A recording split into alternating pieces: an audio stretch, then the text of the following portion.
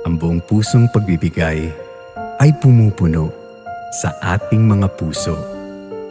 Hindi ito tungkol sa lantarang pamamaraan, kundi sa mga simpleng gawa ng kabutihan na kayang magpaligaya ng araw ng iba.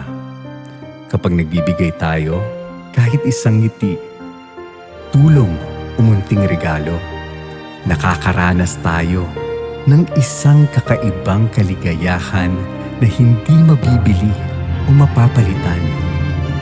Ang pagbibigay ay naglalapit sa atin sa iba at nagpapaalala na lahat tayo ay may koneksyon bilang tao.